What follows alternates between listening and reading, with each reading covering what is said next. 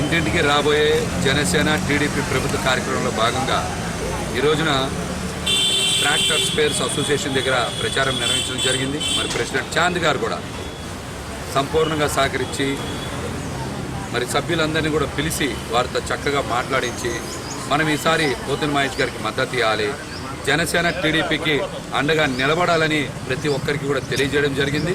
మరి అందరూ కూడా చాలా సానుకూలంగా స్పందించి ఖచ్చితంగా ఈసారి మహేష్ గారికి జనసేన టీడీపీకి అండగా నిలబడతామని వారు కూడా హామీ ఇచ్చారు. నేను కూడా వారికి ఒక్కటే తెలియజేశాను, పశ్చిమ నియోజకవర్గంలో నాకన్నా పెద్ద ముస్లిం ఎవరు లేరు.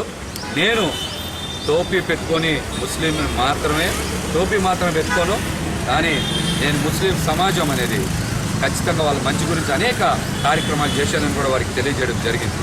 ముఖ్యంగా మనం మొదటి నుంచి చూస్తే ఇమ్దద్ గారు పక్కన ఉండేటువంటి పెద్ద స్థలం జుమా మసీద్ స్థలం కూడా ఆ రోజు పోరాటం చేసి ఆఫ్ చేశాం.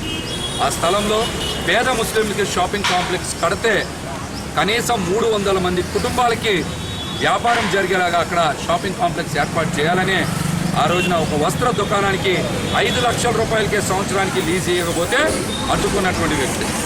అట్లానే ముసాఫిర్ ఖానాని తెరిపించడానికి 15 సార్లు ఉద్యమం చేశాం.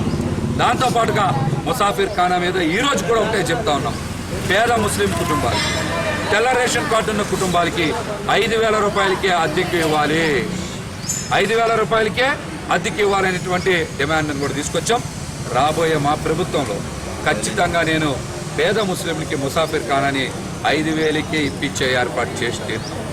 అలాగే హజ్ హౌస్ ఇక్కడి నుంచి తరలి వెళ్ళిపోతే గన్నవరం ఒక్కరు కూడా మాట్లాడాల, ఏ పార్టీ స్పందించలా. ముఖ్యంగా వైసీపీ అయితే చాలా నిర్లక్ష్య వైఖరి ప్రదర్శించింది. హజ్ హౌస్ ఇక్కడే నిర్మాణం చేయాలి, చేసేలాగా కూడా మేము బాధ్యత తీసుకుంటాం.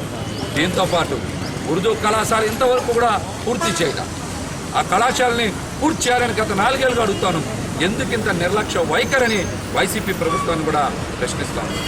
గాలిబ్ షాహీద్ దర్గాకు చెందినటువంటి వేల కోట్ల రూపాయల ఆస్తుల్ని వైసీపీ నాయకులు కానీ వెల్లంపల్లి శ్రీనివాస్ కానీ అదేవిధంగా ఆయన అనుచరుగణం కానీ పెద్ద ఎత్తున కబ్జా చేయకపోతే అడ్డుకున్నాం. గాలిబ్ షాహీద్ భూములని కాపాడే ప్రయత్నం నిరంతరం. అస్లాం వృత్తి విషయంలో కూడా నేను మొదటి నుంచి కూడా నడ్డారని చెప్పా, చివరికి అదే తెలియదు. అనేక సార్లు నన్ను పోలీస్ స్టేషన్ పిలిచారు, విచారణ చేశారు, అయినా కూడా అస్లాం కేసులో తిరిగి వరకు నిలబడ్డాం. షేక్ చాంద్ బాషా కుమార్తె విషయంలో కూడా బలంగా నిలబడ్డాం. వీటన్నిటితో పాటు హిజాబ్ వివాదం జరిగినప్పుడు కూడా మరి జనసేన పార్టీ మహిళా నాయకులు చేసిన పోరాటానికి కూడా మేము ప్రత్యక్షంగా పాల్గొన్నాం. మరి ముస్లింల మనోభావాల్ని కాపాడేటువంటి ప్రయత్నంలో మేము కూడా భాగస్వామ్యం అయ్యాం. ఈ అన్నిటితో పాటు మా పార్టీ అధ్యక్షులు పవన్ కళ్యాణ్ గారు గత ఏడాది రంజాన్ సమయంలో 5 మదర్సాలుగా అభివృద్ధికి 25 లక్షల రూపాయలు విరాళం ఇచ్చారు. అందులో ఒక 5 లక్షల రూపాయలు పశ్చిమ నియోజకవర్గంలో ఉండేటువంటి మరి సలీం గారికి సంబంధించినటువంటి వాట్సాప్ సలీం గారికి సంబంధించినటువంటి మదర్సా ఉంటే ఆ మదర్సాకు కూడా 5 లక్షల రూపాయలు నేనే హైదరాబాద్ తీసుకెళ్లి పవన్ కళ్యాణ్ గారి ఇంటిలో ఆ చెక్ ఇప్పించి మళ్ళీ ఇక్కడికి తీసుకురావడం జరిగింది. అంటే పశ్చిమ నియోజకవర్గంలో ఉండేటువంటి మదర్సాల అభివృద్ధి కూడా పవన్ కళ్యాణ్ గారు చేసినటువంటి అభివృద్ధి గురించి విరాళం గురించి కూడా ఈ సందర్భంగా తెలియజేయడంతో పాటు నేను రంజాన్ సమయంలో గత 7 సంవత్సరాలుగా రంజాన్ కానుక పంపిణీ చేస్తూ వచ్చాను. 350 మందితో మొదలు పెట్టాం.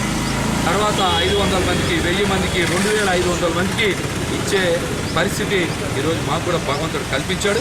ఖచ్చితంగా ఈ రంజాన్ తోఫా కొన్ని కుటుంబాల్లో అయినా సరే పండగ బాగా చేసుకునే విధంగా మేము కూడా ఇది ఒక సాంప్రదాయబద్ధమైనటువంటి కార్యక్రమంగా చేస్తూ ఉన్నాం.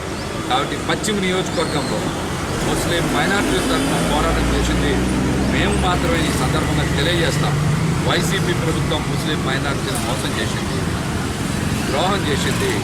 కేవలం వాళ్ళని ఓటు బ్యాంకుగానే చూసుకుంటా ఎక్కడ కూడా ఇంతవరకు మరి ఇమ్దద్ గారి కమిటీ కానీ, వక్ఫ్ బోర్డ్ కమిటీ కానీ, అలాగే ఇతర చాలా ట్రస్టులకు సంబంధించినటువంటి ముస్లిం మైనార్టీలకు సంబంధించిన ట్రస్టులకు సంబంధించిన కమిటీలు కూడా నియామకం చేయకుండా వాళ్ళకి పదవులు ఇవ్వకుండా మోసం చేసినటువంటి దుర్మార్గమైన ప్రభుత్వం వైసీపీ ప్రభుత్వం అని కూడా తెలియజేస్తున్నాను. అలాగే ముసాఫిర్ ఖానాలో కూడా పశ్చిమ నియోజకవర్గానికి చెందిన ముస్లింలు కాంట్రాక్టులు వేస్తే అవి పశ్చిమ నియోజకవర్గానికి చెందిన ముస్లింలకి రాకుండా 10 లక్షల రూపాయలు తీసుకొని మరి వేరే నియోజకవర్గాల్లో వ్యక్తులకు ఇచ్చారంటే పశ్చిమ నియోజకవర్గంలో ఉండేటువంటి సామాన్య ముస్లింలకి ఇది అన్యాయం కాదని మేమైతే సూటిగా ప్రశ్నిస్తాం. ఇవన్నీ కూడా పోవాలి. పశ్చిమ నియోజకవర్గంలో ముస్లింల గురించి చెందాలంటే ఖచ్చితంగా జనసేన పార్టీకి అండగా నిలబడాలి. మరొక ముఖ్య విషయం కూడా మాట్లాడేవారు. ట్రాక్టర్ స్పేర్స్ దగ్గర ట్రాక్టర్ స్పేర్స్ కానీ, దర్వాజాలు కానీ, బేరింగ్స్ కానీ కొంతమంది ఉన్నారు. వాళ్ళందరూ కూడా కొన్ని డిమాండ్స్ పెట్టారు. అవన్నీ కూడా ఖచ్చితంగా మరి సానుకూలంగా అవన్నీ కూడా అమలు అయ్యేలాగా చూస్తామని కూడా హామీ ఇవ్వడం జరిగింది.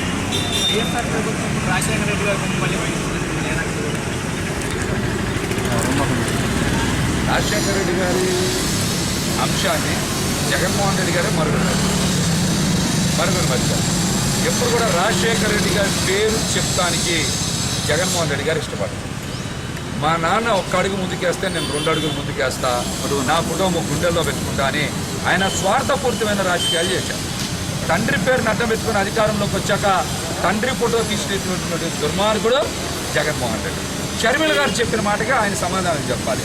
వైఎస్ఆర్ పార్టీలో వైఎస్ఆర్ గారు లేరని చెప్పారు షర్మిల గారు.